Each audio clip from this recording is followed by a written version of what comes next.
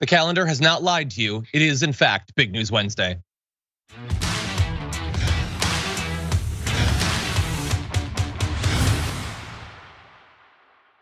And for that reason, Jayar Jackson's back. Jayar, how's it going? It's going, brother. I'm a little bit more awake today. I think it's the economy-sized coffee mug I've snatched. I did 2 pours of coffee into this, by the way. I'm not even that much of a coffee drinker, I gotta be honest. And number 2, this stuff doesn't keep you awake. No.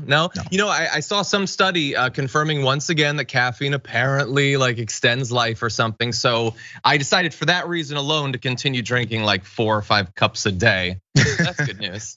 I read an article that Skittles keep you alive, so I've been consuming those at high rates. I haven't read anything that specifically says they don't, so I'm gonna keep eating them. By the way, so I was watching the end of the watch list, and there was a lot of great comments about the show. And then I was listening to the control room complimenting your choice of hat. That is a cool one. I don't like the sports part of it, but the dinosaur part I'm here for. But you know what the dinosaur represents, right? Since it's sports, it doesn't tell us on the sides. I'm assuming it's I'm gonna say Denver, Utah Raptors. He's got an R. He's got an R in the middle of his jersey.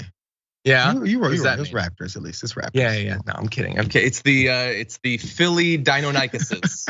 I don't know. It's some kind of. It's the Denver, the last dinosaurs. Oh, I forgot about Denver, the last dinosaur. Anyway, okay, that's all the time for dinosaur talk and '80s nostalgia that I even barely remember. We've got a lot of news. I said it was Big News Wednesday, and it is in fact Big News Wednesday. Not only do we have a couple of, I think, low-key fascinating developments in the Special Master saga that's been ongoing now for what feels like months. Doug Mastriano, just as bad as we knew he was. And I wanna give him credit though, for directly undercutting one of the narratives that the right would like you to believe about their stance on abortion. So that's gonna be fun. Let's see, we got these massive updates on Russia. Was there international sabotage? Are we on the precipice of nuclear war? We're gonna break it down. And then we're gonna be closing the show with a video that I was really hoping I was going to surprise Jayar with, but it's fascinating anyway, so we're gonna go with it. Marjorie Greene desperately wanting to be in the MCU. We're gonna show you the footage, the evidence of that in just a little bit. In advance of that, please hit the like button, share the stream if you haven't already, so the people know we're live, algorithms, blah, blah, blah, all that.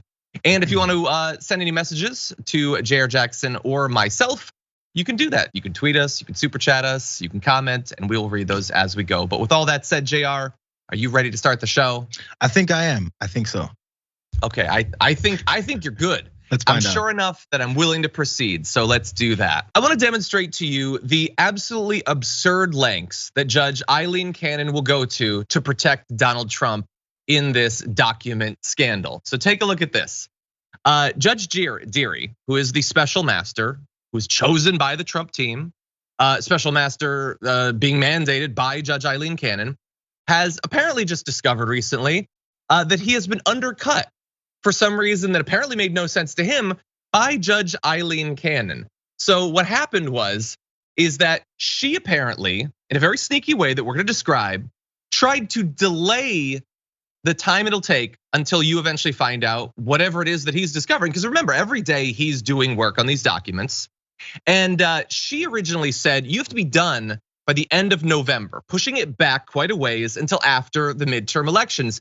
He was appointed and said, I'm gonna be done actually in like a couple weeks in October. And in theory, he might even have interim reports, information that he would like to put out there before the final report is actually done. She tried to stop him from doing that, and I wanna give you the details. So he sent this thing to her, this is documented, you can find the actual text if you want, but in it, he respectfully argued that an order that she had done that curtailed his authority to submit reports should be overturned, and in fact, it was overturned. Now, the way that this worked was, you might recall, Judge Eileen Cannon initially, before Raymond Deary was the special master, stopped the DOJ from analyzing the documents. So they had seized the documents back from Trump, they'd recovered them, and they were looking through them. She stopped that, okay. So that was appealed to the 11th Circuit, okay? The 11th Circuit decided, no, they can look at these documents. So because of that, Eileen Cannon needed to amend the order that she'd already put out so that the DOJ would now be able to look at those documents again. So she did. she decided when she did that to strike a portion that allowed for Raymond Dearie to put out interim reports. Why? What does the one have to do with the other? Absolutely nothing, except that a couple of things have changed since she initially wrote that. Remember, when she initially wrote up this report saying Trump's team wants a special master, she obviously wants whatever Trump wants. She wrote it up. She didn't know who the special master was going to be. She didn't know what approach the special master would have to this investigation. She only had this construct that she had created, that she's going to stop the DOJ from investigating it. She's going to allow Trump's team / the DOJ to choose someone, and they can look into it over the next few months, putting it off for some time until maybe people actually forget about this thing. Instead, what happened was the person that the Trump team picked was Raymond Dearie, that they thought might be some sort of critic of the FBI or whatever. And it turns out that he's been more of a critic of their legal strategy, asking tough questions like, so are you actually gonna get around to specifically claiming that they planted evidence or that it was declassified? And we're gonna get to more of that soon.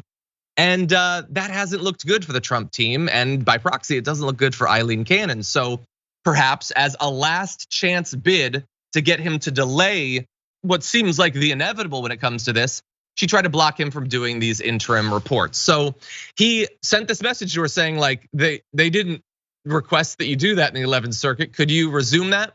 And so now put on the spot, she responded implying that, oh, there's other stuff in the order that will allow you to do those reports. Okay, so he's gonna be able to do the reports. Let's be clear about that. But if there's other things that let him do it, why did you specifically amend a specific portion that allows him to do it? Why did you take that out when it had nothing to do with the 11th Circuit? So I understand that for many of you, this is probably going to be like very inside baseball or whatever. And in comparison to the larger crimes that have been committed, maybe it doesn't seem that significant. But in the specific, like if you zoom in on what can she do to interrupt this thing, Aileen Cannon, the judge appointed by Trump, well, this might be about as much as she can do. And she is trying to max out her ability to interfere and delay this thing. Jayar, what do you think? That is the whole point here. Delays, delays, delays. We've been hearing it from even the point of when she pushed this to a special master or approved that. And everyone in legal circles were like, maybe someone wants to throw her a hint and let her know this is making her look really bad. That is the entire point. Not to look bad, but to delay. And all of the things that come with it just happen. It's what it is, it's fine, it's cool. I'm here to work for Donald Trump. Whole point is to delay. Every time any legal thing hits any of these folks, from Steve Bannon to Donald Trump, who neither one are running for office, they shout about the midterms. Bro, you're not on the ballot. Why are we concerned about your legal issues in the midterms? This judge apparently cares about that as well. So when you see the actions and the activity that goes into all these moves to try and delay and make sure every step of the way, this is a new hurdle in the way of this, it's obvious that the whole point is to protect Donald Trump. This is a judge. This also illustrates the reasons why when Donald Trump was in office and that one judge ruled against him, he goes, well, he's Mexican or Latino or something. Of course he's gonna rule against me. This is his thought process with judges. He's always said it. I get to appoint my judges, and once I appoint my judges, they work for me. He thinks judges work for the person who appointed them. Not that, oh, maybe they have particular leanings because this guy who appointed them likes the way they think or they likes their judicial approach to the law. All that stuff doesn't mean anything. All that just means is she is my appointed judge who's there to do what I tell her to do. Even when you're not in office, even when you're faced with all these types of charges. And finally, I'm glad people are starting to point out and see these holes in her argument that continue and continue. At what point are we gonna finally say everything about her is a big red flag? Everything. Yeah, and when is she, in theory, gonna recuse herself from continuing to rule on it? Like I mean, this is not the first time that she's shown that she's incredibly biased, and she really does see herself as only there to serve the Trump team. And by the way, well, I get predictions wrong all the time. Let's keep that clear. But I don't think she's recusing herself. That would be my prediction. And by the way, if you see either this specific update or the topic in general to be like, maybe you partially agree with Trump that it shouldn't serve as a distraction from the midterms. I get it. I personally think that we can walk and chew gum at the same time. But we should also identify when the justice system is delivering something that is miles away from justice. What are we distracting from? What's happening in the midterms that's distracting? Well, I mean, look, there are other issues. Voting? What am I distracted by? I'm standing in line. I'm putting my vote in the mailbox. So if I hear about what's going on with Trump, I go, oh, what's this piece of paper in my hand? I'm hearing Trump's name in the news. What does that have to do with me holding my piece of paper? You're right. I'm trying to, like, I understand some people that there's other, like, we're gonna be talking about abortion rights in a little bit. We're gonna be talking about the war later. I know for some people those are obviously more important topics, and I get it. But we don't cover just one topic a day. So anyway, bro, they talk about inflation and the economy, and then the Russia, Ukraine. They list 17 other things that people are supposed to be concerned about, but we're distracted by one thing. Sorry, I'll stop talking. The one that they don't want. Look, there's a reason why we start off every damage report pre-show with a breakdown of COVID numbers and gas prices. We're trying to stay focused on everything, is what we're trying to do. Anyway, with that said, let's turn to a little bit more fun on this topic. We're now finding out that the Trump legal team apparently had a number of objections to Raymond Dearie, the special master's initial plan for what he was going to do as special master, what the timeline was going to be. What they objected to is interesting, but even more interesting than that is the fact that we were never supposed to find out about these objections. It was made behind closed doors, and the only reason we know about it is because the DOJ effectively hasn't played ball. What they did was they responded to the objections to the court, but they didn't make theirs hidden. And all of the context of what was requested by the Trump team is made clear in the DOJ filings. And I think it's amazing, not only because it's funny and it makes the Trump team look bad, but also it really tells us how much faith the Trump team has in the only plausible defenses in this document scandal. And so this new filing by the DOJ revealed that Trump's lawyers objected to the special master's request that they verify the search inventory filed by the DOJ. So they are told by Dearie, you have to look at this inventory of things that were taken and you have to say if it was accurate or not, okay? They didn't want to do that. That effectively dared Trump's team to assert that the FBI planted evidence. They haven't asserted that, not legally. They've implied it, they've bleated it on Truth Social, they've said it on Newsmax or whatever, but they haven't said it where there are legal consequences if they're lying. So that was, I think, a very reasonable request by Raymond Dearie. They didn't want to do that. Also, Trump's team objected to Dearie's request for them to explain whether they're claiming attorney-client privilege or executive privilege or both or whatever. Eileen Cannon, interestingly, declined to make any sort of distinction between those things, whether they in any way apply to this matter. She punted on it, perhaps, again, understanding how dubious those claims are. So Raymond Dearie is like, well, you guys keep talking about this. Would you like to clarify it? And they had an issue with that. And again, it's not just these issues. We've known that they don't like both those things. It's that they didn't want people to even know that they were complaining about this. That's why they made it hidden. And credit to the DOJ for effectively, sort of by proxy, leaking that. Now, there was a third objection, okay? And we don't specifically know what that was, but the context of what the DOJ filed implies that it has to do with the general topic of when other materials that are not being declared to be classified should be returned. They apparently didn't like something about that. Now, if I'm being super generous, I could say maybe they want the stuff to be returned sooner and the DOJ is saying we need to hold on to it for longer. I think that would be a justifiable reason to have an objection to that. But it might also be that Raymond Dearie, again, as with the others, he might be saying, I want you to be specific. Don't just say they took stuff. Tell me what it is and why you need it back. And again, it would be requesting them to go on the record. This is speculation on my part, but I think it seems reasonable based on the other actions of the Trump legal team. So those are apparently the three things they had objections to, Jayar, and they didn't want us to find out about it, which signals to me that they don't think they have a case on any of these matters. I thought you were gonna say, which signals to me this is all bull, because that's I'm what getting it that is. signal. It's the thing. These are like children that are playing, easy bake oven, in the room, and you go, oh look, I can go into the real kitchen and turn on the fire itself. Bro, you're in the real deal now. They think they can take these same childlike toy legal arguments and put it in front of a judge, and they'll go, well, we're representing Donald Trump like he's like a king of the world. Everyone has to listen to him. So when you're in this diluted point of view, from the judge to his attorneys that keep quitting or not getting paid or get disbarred, all of them have to go through this same childlike approach because they're following a child. If your God is a child, then you're gonna say childlike things. And when adults come in the room and say, this doesn't make any sense, I'm supposed to do my job because my job is not to prop up your legal arguments. They go, what's going on here? This worked in the room on the Easy Bake Oven. How come this stove is hot? Because it's real now.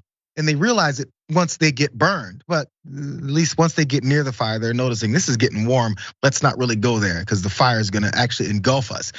But I don't know what the end game is gonna be here. They keep getting pushed back and pushed back. So they're gonna exhaust every opportunity possible. Because again, going back to the original theme of what they're trying to do is delay. But none of these things are working when it comes to actual legal arguments. I can't wait for this next shoe to drop, which I keep seeing headlines about, oh, the Trump legal team is waiting for the next thing to happen. They're worried, they're afraid. They probably are, but they don't really have much of a preparation for it. Maybe they're hiring the next news anchor from some conservative cable network to represent him next. Has anybody seen Rudy Giuliani? Where's Rudy? Rudy just received news that he has to pay almost $250,000 in back alimony payments to an ex-wife of his. So could you just give him some time, Jayar? The dude is like frantically cranking out cameos to pay for this.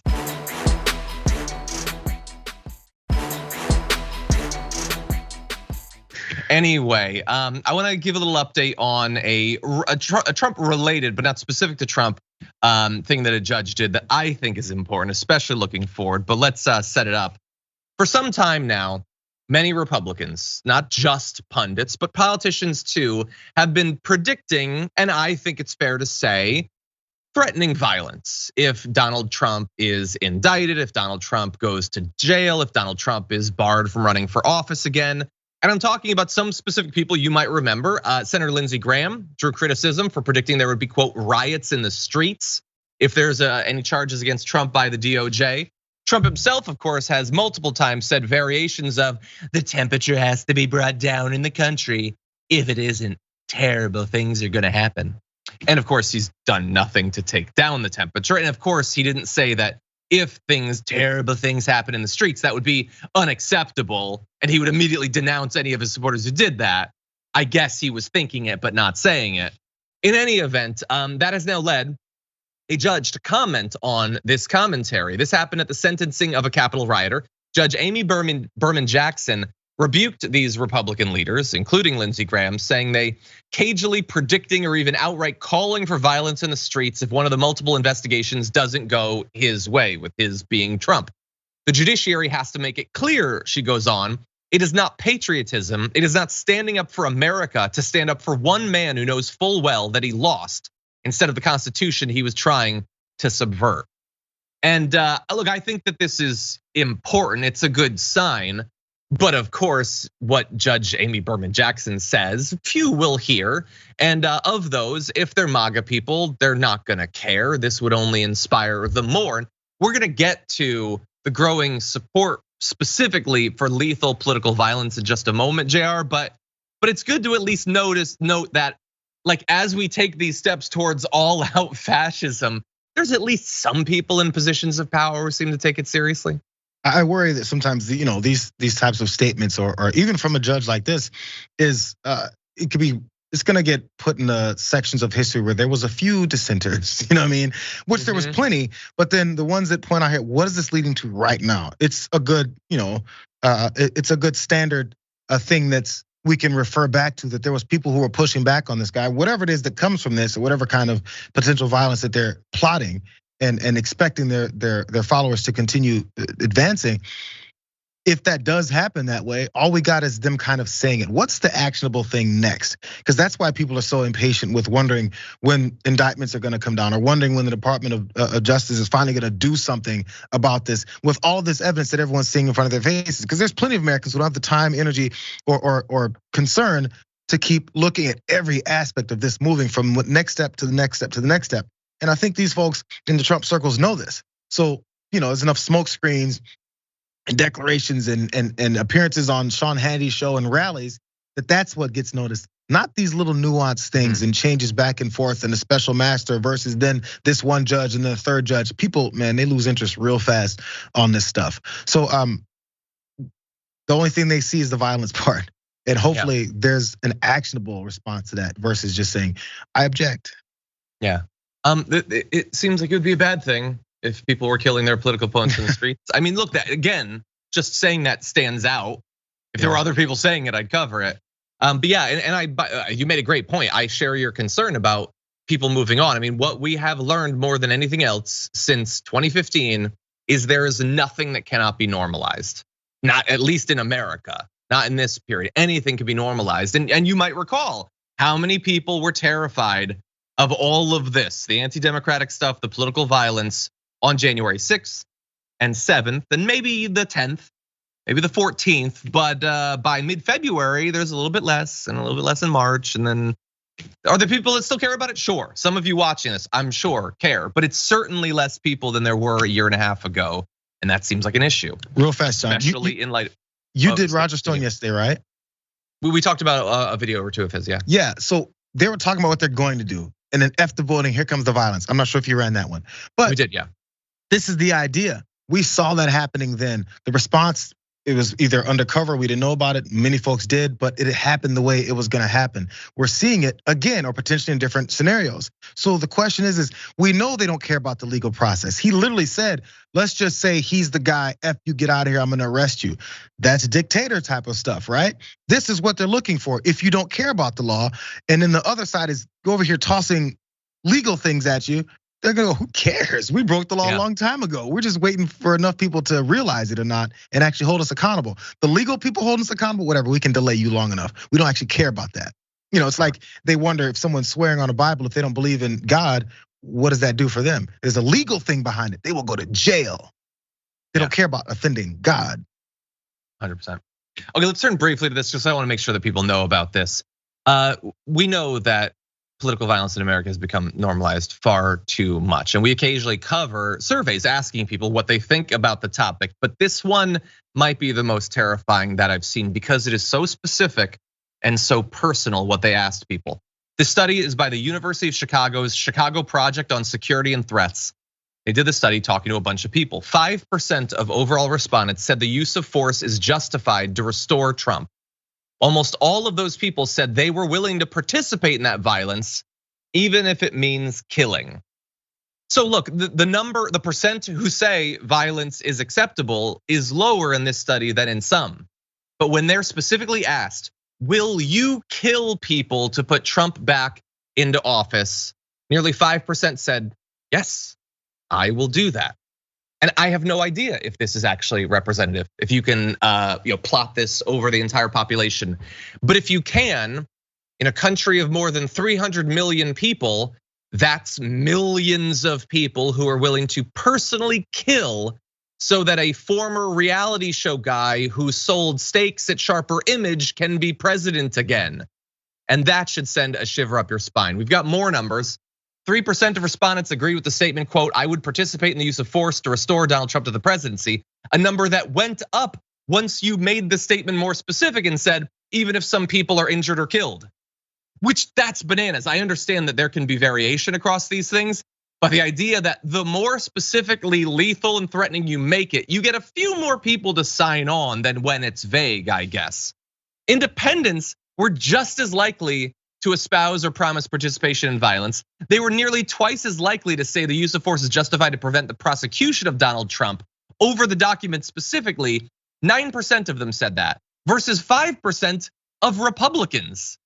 6% of Democrats agreed with that one. So there's crazy people all around, but there's even more independents than Republicans, which imply to me that you should always bear in mind, do not simply accept the never specifically stated definition of independence that the mainstream media would have you believe, okay? Independent and moderate does not mean what they imply that it means. Those independents who would kill for Trump are not just reasonable people who have a moderate stance on that and a moderate stance on that and some Republican views and some Democratic views. They're independent of the Republican Party, not because they're halfway between the two, but because they consider the Republican Party insufficiently insane at this point. That's my takeaway, Jayar. What do you think? It's a good thought process because I hadn't thought about that way, because we do fall into that trap. If they're independent and they're independent thinkers and they're somewhere in the middle. Somewhere in the middle could be 5% away from the far right of the party. They're like, I'm an independent, or they don't want to have to deal with then someone saying, you're a Republican, right?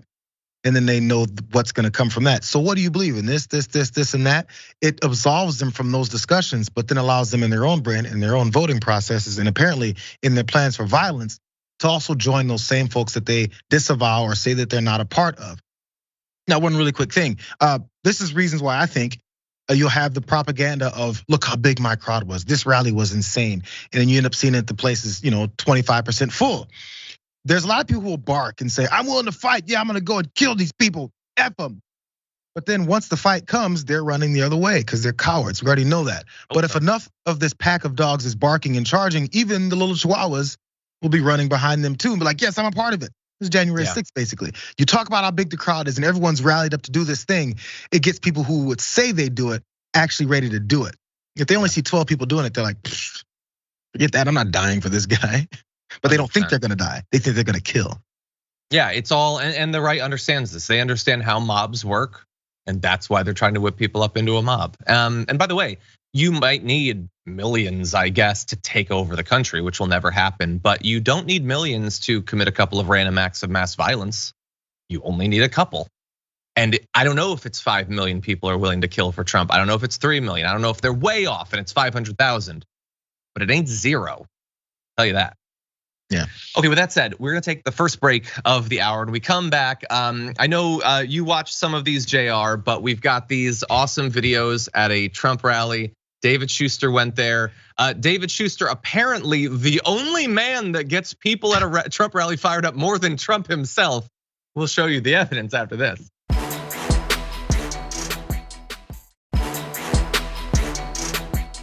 With all that said, we've got so much to get through in this block, so let's jump right into it, starting with this.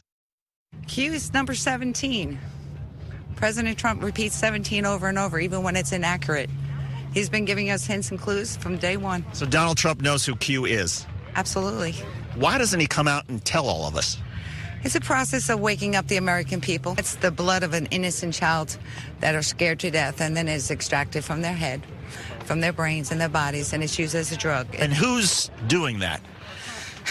Joe Biden, Hunter, Clintons. So the Clintons and Joe Biden that are extracting the blood and trying to make drugs out of it? That's right. Well, we know that Donald Trump was friends with Jeffrey Epstein. About everybody in the country, in the world was. You let people give them enough rope to lie and lie and lie about QAnon. When all along, if they were smart enough to read the Q drops, they would find out. All you had to do was ask, who is Q? You know who Q is. I don't know who Q is. I don't have my computer here to look at the QAnon drops, the Q drops. So can't you just tell me? Ask President Trump. Look at the Supreme Court. Well, the Supreme Court hasn't accepted any of these cases either. How do you know that? Because they have a docket and they list what cases they review and they issue their opinions. You choose to believe that, you can believe that, but I have alternative news and I find out differently. Alternative news. Find out, doing your research. We know what that means. Those are people that David Schuster did a great job interviewing outside of a Trump rally. Just excerpts from a number of awesome videos available at Rebel HQ. So go watch David's content there. They are full on, like they have brainworms. They're like, no, but it's important that you understand that when we talk about, like, we'll cover an article that shows some memes of Q that people are spreading. This is not just a thing that like a bot throws up on Twitter. These are specific people. These are the people standing in front of you at line at the grocery store. These are the people you drive past every day. These are your uncles, your nephews, probably not that young, but no, they really do believe this. And there is literally nothing you can do to get through to them. It doesn't matter how many years the QAnon thing has been going on. It doesn't matter that we already know that Ron Watkins apparently was QAnon, that he never knew anything. He was just making it up. They will not even consider the possibility that nothing specific was ever said in any of these Q drops. No predictions were ever actually accurately made. They were just vague assertions that Trump had everything in hand, that not even Trump bungling a pandemic and then losing the election along with dozens of court cases can get through to them, that maybe this guy doesn't actually have everything in hand. Maybe he doesn't know what's going on. He doesn't have a plan, but they believe it. And Trump, importantly, who has previously sort of given a wink and a nod to QAnon, he routinely bleats QAnon memes on True Social every single day. Lots of them. Really bad ones too. It's S-posting. They're horribly made. Graphic design is very much their passion, but he's spreading it constantly. Just Q on his chest. When we go all. Him cradling a baby, threatening violence against the Democrats. So Jayar, he is 100% encouraging this. And I don't know how we're supposed to save these people.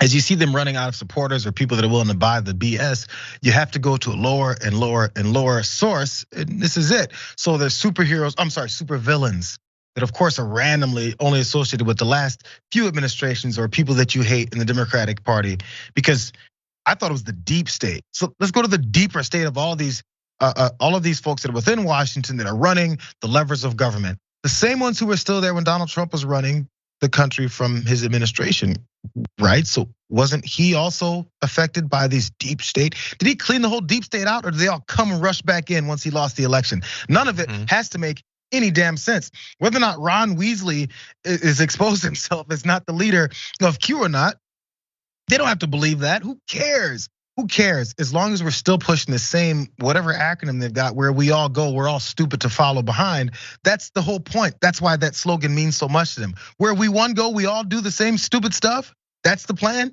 That's all it takes. Man, this is way too easy of a takeover of a bunch of vulnerable, gullible people than you could imagine. It was fun while we watched it, but these are the people, as we just talked about a minute ago, that will then be asked, hey, therefore, where we all go, go. Are you willing to kill for this stupid belief system that you've got? And they go, yes, because we've got nothing else in this world. We've been depleted of all of our lives, our funds, our housing, anything like that. We're just desperate. Time to start going kill. You think that's not part of the plan? When it comes to causing chaos within the country and saying that those other guys are coming for you? This is the plan, man. Yeah, no, you're right. Depleted of money, depleted of adrenochrome from our brains because Joe Biden is drinking our brain fluid. No, seriously, this is what they like. There are, I don't know, 6,000, 7,000 people watching live right now. I defy you to come up with something crazier than Joe Biden is harvesting the hormones of babies as a drug. And if you can convince someone to accept that, you can convince them of anything. Or more importantly, you have convinced them that nothing matters, that facts don't matter, reality doesn't matter. You're on some Telegram group and you will believe literally anything they say, or anything Ron Watkins posts anonymously on 4chan or whatever. It's just whatever feels good to believe, you will believe. I hate Joe Biden because Tucker told me to. So I don't know, he's a Satanist, that feels good. He's a Satanist now. He's a pedophile. Feels good to think that the people I hate is pedophiles, because I don't want to have to actually think about like where our values might be different, where they might overlap, where our policies might differ and where they might overlap. That takes a lot of cognitive effort. Believing that everyone I disagree with is a satanic pedophile who drinks baby girls' hormones, that's easy. And man, these people love living an easy life mentally. Here's the last part of that stupid logic, by the way. The last part of that logic is he has cognitive issues. He can't walk, he can't speak, he can't breathe, he can't drink, he can't eat without assistance. But he's siphoning babies' brains out of their heads and using them for his lunch every day. Which one is it? Is he decrepit or is he a super villain? It doesn't matter. No, Jayar, he specifically can still walk and bicycle because of the rejuvenative power of adrenochrome, now available at Shop TYT. I'm kidding, you can't get hormones at Shop TYT. You can get the limited edition Join the Thunder t-shirt though, available, I believe only this week. So get it while you can. John, that was smooth. Anyway, like that. I'm trying to get a little bit better at that. Okay, QAnon wasn't the only thing that was discussed at this rally, although it popped up constantly. This is one of the most fascinating videos I've seen in a long time. Take a look at this. Trump is the first guy that was a businessman. He was not a politician, right? And he's getting a lawsuit against him. Oh, whatever. I love this guy. Oh my God, he is so cute. If Donald Trump does not run, DeSantis will. So tell me, you like DeSantis? I don't like any patriotic. You know what I'm saying? You don't like I'm any- not that Donald Trump supports, so you'll vote for them. Right. What do you think? What do you think? Okay, hello everybody. Hello. Hello. Can I interview your friend now? We're on Facebook. Hello, Facebook. Nice to be on your Facebook. What's your name again? It's Rose. Rose. All right. So Rose, what are you looking for today? I am looking to support the patriots. I don't know, patriots. Drive the hog. You drive a hog? She's badass. Yeah. I love you, dude. What's your name? I'm David. David. Yeah. From where? Connecticut. Connecticut. Whoa.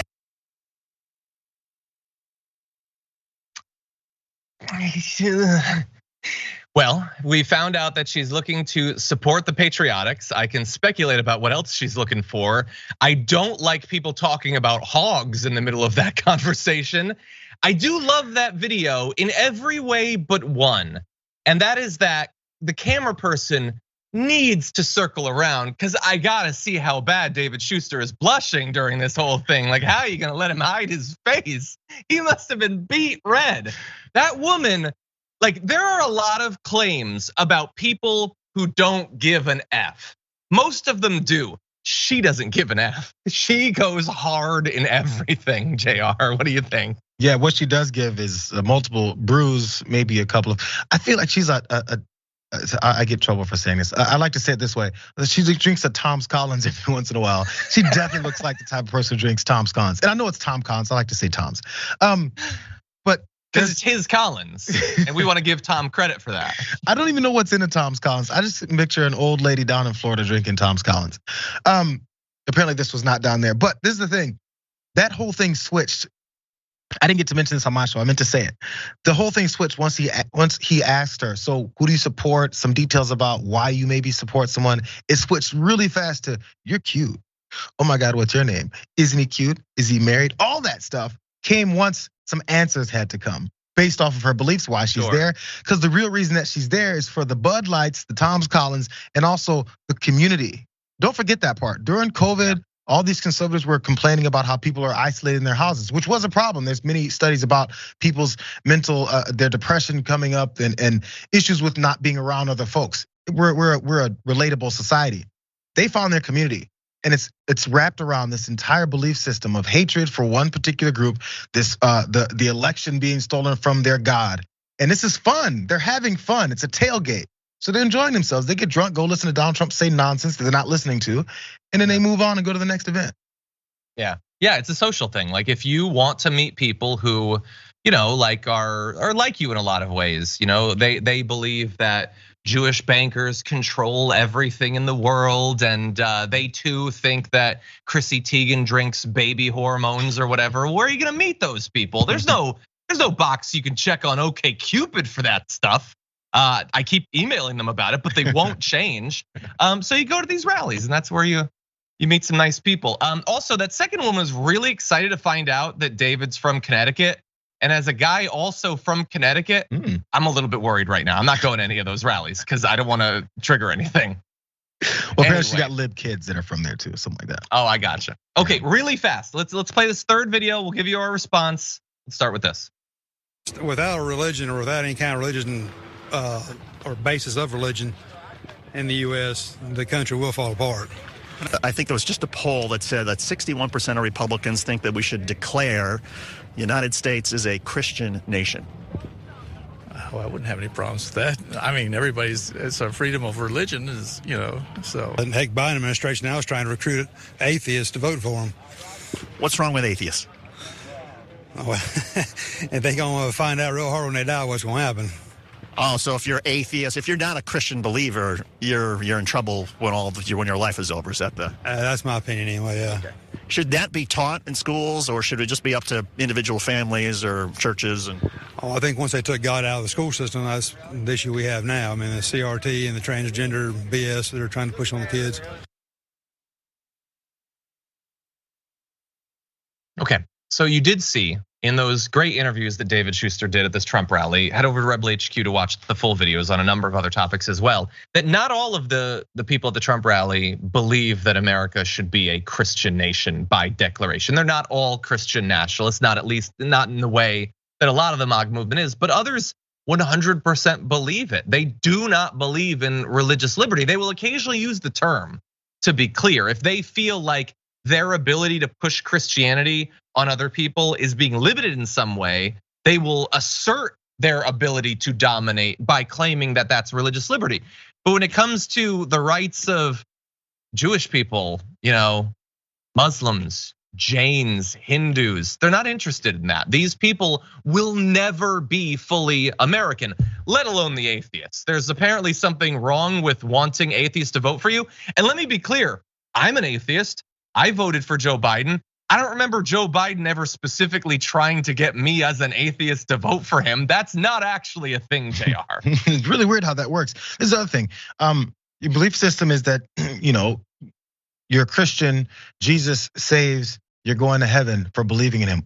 I'm willing to bet that a significant percentage of people don't even realize that. But if then the atheists are going to that bad place once it's all over and done with, shouldn't you be comfortable? Shouldn't we not have to worry about what they're doing here? Why would we care what they're saying to their kids? Why would we care what they're saying to our kids? Our kids are protected by God, the all-powerful being that we believe in. What is the fear about? Why are you fighting? God is gonna take care of it, right? That's what's taught, right? God is gonna take care of it. Why are we still concerned about it? They're going to that bad place that we don't have to see and deal with these people ever again. Take comfort in it. Go live your lives, be happy, and stop fighting. What are we fighting for? The fight has already been won by Jesus. What are you still fighting for? It's not about that at all. They don't care about someone going to hell. They don't care about this post-life debacle that they see coming. They care about right now. This is what they care about. They don't really believe in the things that they're even talking about. It's a way to say, I'm righteous, I'm better than you. There's a supremacy issue with these folks. Whether it's white supremacy, male supremacy, or your Christian supremacy, it's always about how much better they are than someone else. And I can't wait to kill you for me being better. Yeah, it's really weird how that works.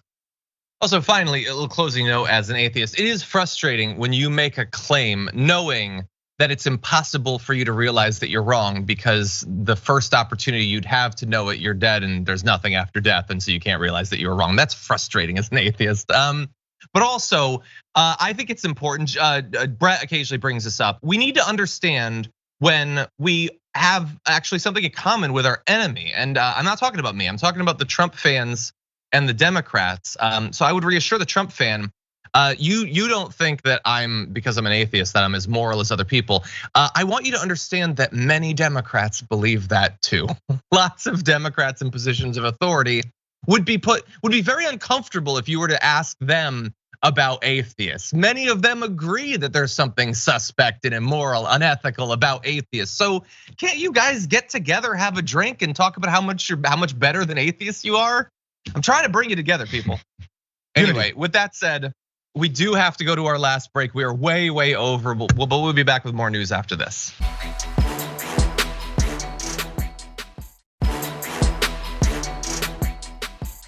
Okay, let's see. Pixelated Bunny says, in my D&D campaign, I play a bard. I polymorph our tank into a Tyrannosaurus Rex, then the artificer enlarges it.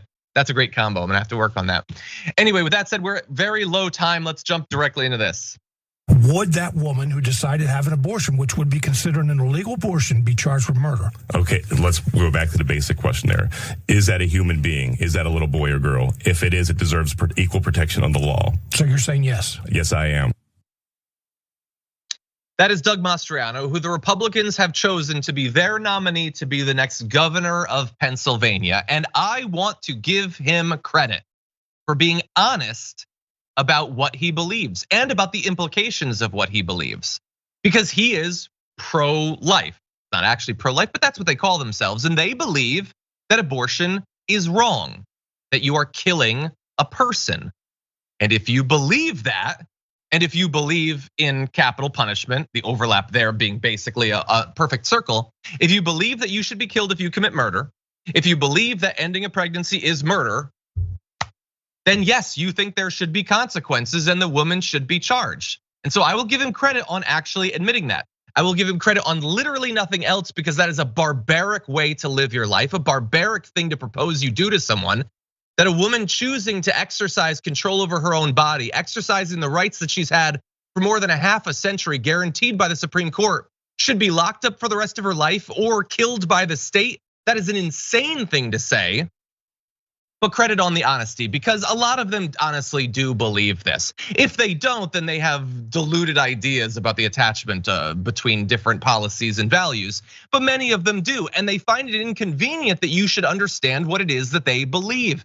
Occasionally, they're honest, especially with someone as crazy as Mastriano. And so, Jayar, I'm just glad that he's a candidate for this one reason, because he makes it so difficult for the other right wingers to hide what they really want the next steps after the death of Roe to be. Yeah, both him and Lindsey Graham, they're actually giving the real principles of the party, the things that they're trying to avoid having people hear them say. But yeah, no, this is the whole thing. And by the way, if this is the number one thing, hey, we're going after baby killers. There's Republicans, there's conservatives, there's elected officials that have participated in the killing of babies in the same way. Do we think that it's never happened? Let's go back and to look at all their records. Let's look into people's medical records, because the number one thing here is to make sure that we protect babies, not just the ones that of political people that you dislike, but also people that you agree with. Let's uncover those wolves in sheep's clothing, those Republicans that participated in the same right. Let's go ahead and pull off the veil. All the men that impregnated women that believe in the same things Mastriano says he believes in, let's get them too. Let's get everybody. Why should we just have it based off of one little thing? This is about the children. Let's look into everyone's medical records and get all of them then. I have a feeling they won't do that part. 100%, yeah. If you've ever paid for a mistress of yours to have an abortion, you just hired a hitman. That's what you do. According to your logic, you should spend the rest of your life in jail, if not be executed. Following your logic. Anyway, do we have more than 3 minutes? Do we have a few minutes to potentially talk about? No, we don't. We have 2 minutes. Okay, then we'll talk a little bit more. So importantly, this is Pennsylvania, which I looked it up. Do you know what they have in Pennsylvania? They still have the death penalty. Now, it is true that they have not actually used it, but it's on the books. And it's true that Mastriano says that he couldn't rule by fiat, and that is true. He could not unilaterally, as governor, make it a capital offense for someone to end their pregnancy. But he wants to be the leader in the state there. This is the sort of candidate that is being elected. And so you need to understand the two roads that they're traveling down when it comes to this policy. There is what they'll admit that they believe, and there's what they'll actually work towards. So when they spend decades and decades trying to kill Roe, and then the second Roe is killed, they're like, well, that's all we wanted. We didn't want anything else. We're not extremists or whatever. You get to decide if you believe that. The whole organizations, whole candidacies that have been based on this topic, that they're gonna be satisfied right now. No, every single one of them that enters a position of power is another person that's gonna be a vote to strip these rights away even further. But don't forget. Sorry, go. No, I was gonna say, what comes after it being illegal is, because these people, that's all politics has been to them. They're going to want greater punishments, okay? It is not gonna be enough for the doctor to lose his license, to go to jail. They're gonna want more than that. And again, not because they believe in it, but because this is a political expediency. They can look like higher than thou. I'm better than you. I'm following my God, and therefore I'm still superior to you. And therefore you should vote for me because I'm gonna carry out those superior beliefs. Who cares if we practice it? I just have to look like I'm a better person than you. But in reality, because of the hypocrisy, you're much, much worse. Well, that is unfortunately all the time that we have for this first hour of the show. So if you have been listening to the podcast, watching on one of the linear platforms, as always, thank you so much. By the way, if you are listening on the podcast, consider rating and reviewing it at Apple Podcasts. It helps for discoverability, and it's effectively the only thing that lets new people discover the podcast. So that would be much appreciated. However, if you are listening on Twitch or on YouTube, the Members app, a bunch of other platforms, we've got a lot more to talk about, including a rare moment of honesty from Matt Gaetz. We've got these crazy updates on what's going on with Russia and Ukraine and potential acts of sabotage nearby, and more besides. So don't go anywhere. Jayar and I will be back after this.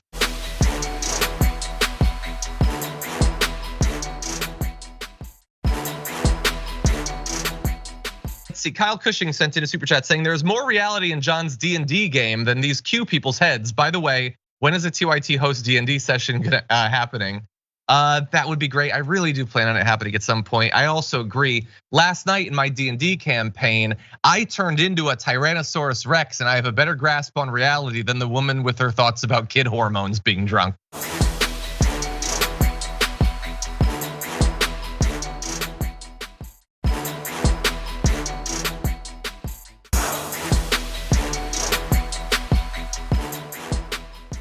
Thanks for listening to the full episode of The Damage Report. Support our work, listen ad-free, access members-only bonus content, and more by subscribing to Apple Podcasts at apple.co/TYT. I'm your host, John Adarola. I'll see you soon.